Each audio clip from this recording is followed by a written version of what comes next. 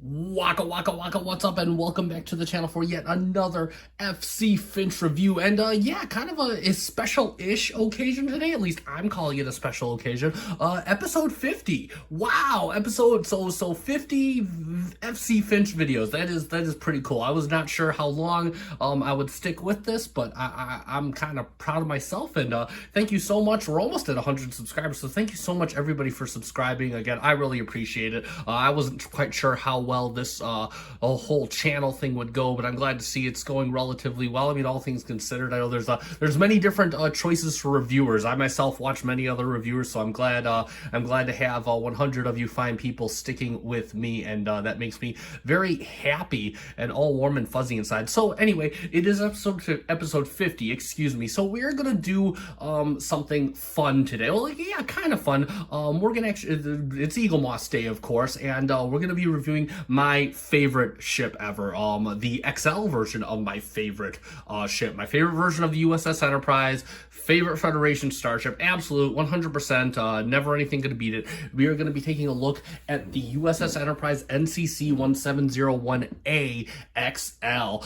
Now this is of course an XL model of the refit Constitution class. They didn't make one of the NCC-1701 refit from Wrath of Khan, so again, if that's what you're looking for, this is kind of the closest thing we got. And I mean, save for some aesthetic differences, I'm not sure if you can maybe get a kit from Bob Matt, who does kits online, and maybe rename this ship. But nevertheless, we're going to be taking a look at it today, and we're going to be going all over it. It is episode 50. So as usual, the first thing we like to do is take a quick look at the box. I have already unboxed this. I actually got this secondhand, so that kind of explains why the edge is torn here. Real quick, we don't have a magazine to look at today. I bought this secondhand at a discounted rate. It came with no magazine, but of course, being an XL box, it comes with that nice. You got the product shot of the U.S.S. Enterprise NCC-1701-A in its stand on the front. Very cool looking. Got all the legal mumbo jumbo stuff.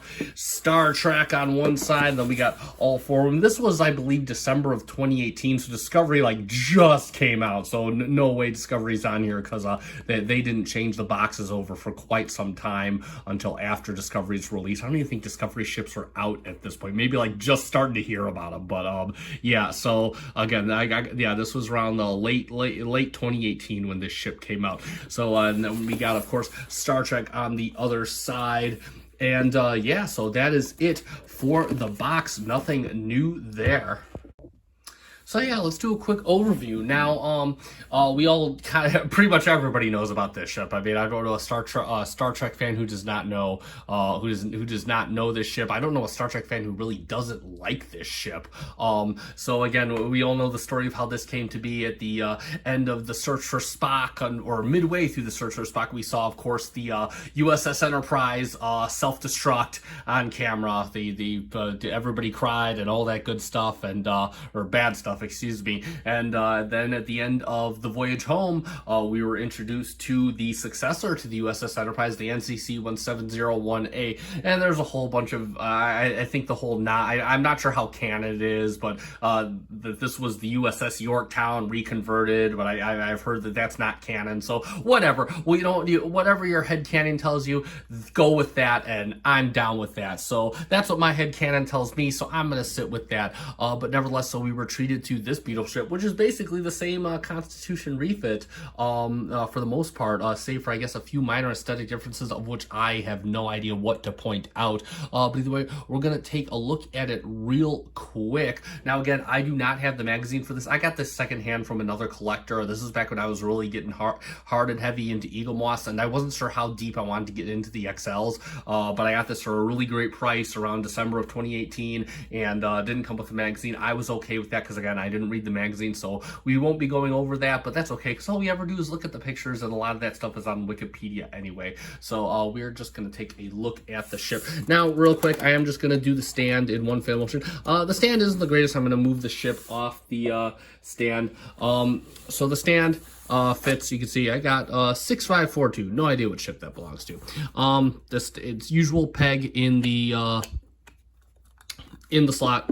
And this really doesn't, yeah, you see how easily that came out. This really doesn't, once you have it set down, nothing happens. This thing has been sitting on a stand for the past year, on a shelf. It's actually got pride of place on my shelf. And then you just put, oh, well, you can put this, the stand piece right behind. It does kind of clamp down really firmly the deeper you go in towards towards the saucer. So just FYI, I mean, that's not coming out. And yeah, if you leave it sit like that, it won't fall out or anything. So again, that's how you put it in the stand.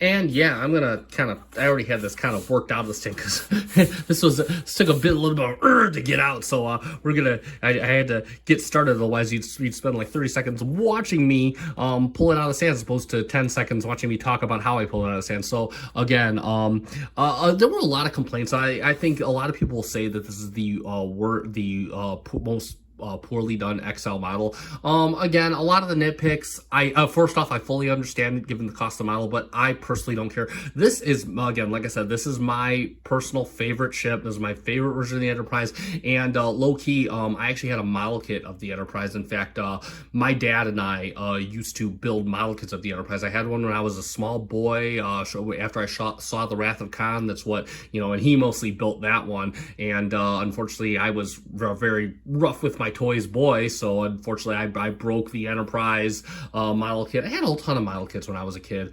and then I did not see another Star Trek kit until I graduated junior high, went to a model store and saw a kit of this exact ship, the Enterprise A, and my dad and I put it together. So yeah, that's this has kind of a sentimental feel for me, given the way it is. So we'll get right onto it. So again, look at that beautiful aesthetic. And the thing I like about this model is it's very clean. It's just it's from that time when it was a very clean Federation, the golden age of the Federation. It's a very nice, clean model. Got the nice, lighter colored Aztecing. And then of course, NCC-1701 U.S.S. Enterprise. I love how they have the, I'm not sure. I don't think these are phaser bank. Or yeah, I think these are phaser banks. And then of course you have the. I know the magazine would tell me you have the eggshell blue on the bridge here. I'm told the bridge is wrong. I'm not too sure. I don't know myself. So again, you have the nice. You got a nice blue with a red stripe around the outline of the bridge. That looks very cool. And all the nice subtle colors in all in one place. Then you got like the little the little conference room area, and then they have even have the little docking port in the back of the bridge module. And then if we go down here, you got a nice deep blue surrounded by an eggshell blue for the warp core, where the warp core peeks out. And if we go to the back, you can see a nice deep red for the impulse engines. That looks very good. Even got some nice bolted detail back there. Oddly enough, in its strange twist of fate, it's the star drive section, or the secondary hull that is all die-cast. This thing feels mostly metal. In fact, the bottom feels like plastic, but this top section feels mostly metal, very cold to the touch. And you can just see the detail. And again, no real window misalignments. They don't really have indents for windows, so all those dots, they don't look like they're misaligned at all. Got the nice red stripe. I love, you got the Starfleet pennant right on the side, a nice gold detailing. Got a nice transparent blue for the deflector. This set looks very good. I think that's the only nitpick I would have, and this is a very small nitpick. I would have preferred some kind of gridding, because it kind of looks gridded in some shots, but I'm okay with as it is. And then you have the torpedo bays, and I really like they put in some nice molded detail around, just look at that small area, that nice molded detail around the torpedo launchers. Looks very, very good. And then, of course, you have the bottom sensor dome.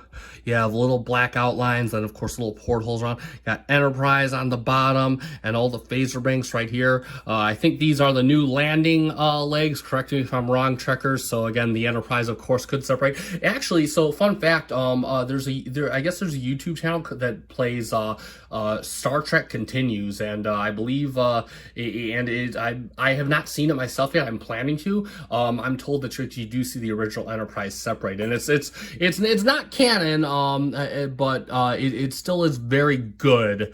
But again, I'm always so loose with what is and is not canon. I kind of say if it's canon in your head, that works for me. That's how I enjoy it. So, and then we have the aeroponics bay right there, and got that nice blue. It looks a bit dirty, a little poorly done. You can see the kind of the seam around here. It looks kind of bashed up just a little bit. That, you know, again, and then of course at the bottom, nice detail again. I love the subtle use of colors. It's just so amazing how many little colors they have on this ship. And again, so yeah, very cool.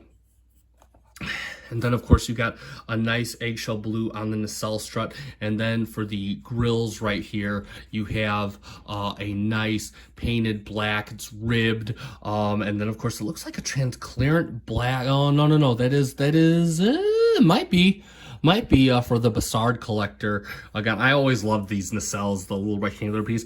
Mine does have a defect. It has a little dent here. I'm not sure when I got that. And the NCC-1701-A, I'm told might be a little big. I think it looks fine. Again, you can really see it. United Federation of Planets looks really sharp. That's on both sides of the nacelles, inside and outside. Speaking of the nacelles, let's take a good look. And yeah, again, say what you will about this model. That looks perfectly aligned. I love that, and considering that the model my dad and I built did not have aligned nacelles, we can get a nice side view of it right there. That looks very business-like. And again, just get a look down the back. You got, it looks a little patchy down here. You got some nice molded detail going up towards the torpedo launcher and the neck area. But for the most part, I love kind of this like kind of geometrical cutout blue and what they have. So yeah, no, absolutely superb. I also told this text is too big. Again, it does not bug me. A lot of the defects and the issues people have with this model do not bug me. I'm just happy to have a model of the ship. Not that I'd argue with a different one, but yeah. So no, overall, this thing, I absolutely love this thing. And for a quick comparison, there she is with the NCC-1701, the standard model. I don't have a standard of the 1701A. And yeah, I mean, the 1701, I'm kind of indifferent on this. This is kind of a model for me. Again, I think this is between these two. This is definitely the 1701A XL is definitely the better of the two. I do also, again, you got that typical, it fits pretty much inside the saucer. And hold on, it's a bit awkward. And there we go for a side by side. Yes, I know I'm covering up most of the star drive section. I'll try and fix it. And again, you could get it from the side here, and you can see it's more of a dull gray on the standard 170. I do like the nice blue transparent plastic on the nacelles. That is pretty cool. But the nacelles are misaligned. Additionally, one thing that you notice is the saucer of the standard model is die cast versus, I think this might be a little bit of die cast in the saucer on the XL, but you definitely have some metal. At least it feels like you have some metal. Maybe it's warmed. I don't know. Either way. So there you go for a quick comparison. So let's summarize. And yes, I got myself a gift for episode 50. I told you it was coming. I told you the days of us rotating things by my hands alone was coming to an end. So yes, we now have the turntable for our summary sessions, and ain't that special. So I was kind of planning. I wasn't too sure how much I'd feel about filming tonight. But initially I was just going to plan to put a bunch of stuff spinning, and now, yeah, I did a review. So yeah, what a great way to kind of ring in the gift to myself. And I'm going to move the camera just a little bit so I'm not focused on the cord powering the thing, because my setup is still relatively crude, but that's okay. So anyway, back to the summary. Enough of me running my mouth off. Again, so there we have it for the U.S.S. Enterprise NCC-1701-A XL from Eaglemoss. And yeah, there's a lot that I have heard wrong with this model, and again, I don't disagree for the price point. There is a lot of hubbub that this is one of the the poorest made XLs, and I can completely understand that, and I 100% get that. And again, that is why I would not, if you're still very cost conscious, this one I would not even pay the extra fees for. But for me personally, this being one of my favorite version, excuse me, not one of, my favorite version of the Enterprise, and my favorite starship in general. Again, this was worth it to me for the price point that I got it at. I really do love this. It sits high on my shelf. It has pride of place on my shelf. So again, I quite enjoy this ship. I'm not going to recommend it just based on all it has wrong, but again, if you like XLs and you have a thing for the Enterprise A, and aren't willing to pay for the Diamond Select toys or any of the bigger models, then by all means, fork over for this if you can find it for a decent price. Definitely don't pay scalper prices for it. But that being said, thank you so much for joining me on this very momentous episode 50. Here's to at least 50 more, which I think we will definitely achieve. And once again, if you do like this, consider liking this video. If you want to comment and talk about Star Trek, I will do my best. Leave a comment below. Again, if you want Eaglemoss ships, check out realmerch.com. They did make a post on Facebook. So again, they do apparently they do deal in Star Trek stuff. So again, check them out. I have not used them personally yet, excuse me, but I've heard tons of good testimonials. So give them a check out if you are interested in Eaglemoss ships. I have not seen this on there. That's not to say that it isn't on there. But yeah, so give them a check out. They got some great stuff at relatively reasonable prices, both a little cheaper and a little more expensive depending on the model than what it was when Eaglemoss was around. But give them a check out. I'll put a link in the description down below to that site. That being said, thank you so much for watching. Subscribe if you'd like to see more of these videos. I do about 2 to 3 Star Trek videos a week in addition with Transformers and other stuff. Thank you so much for watching. Live long and prosper.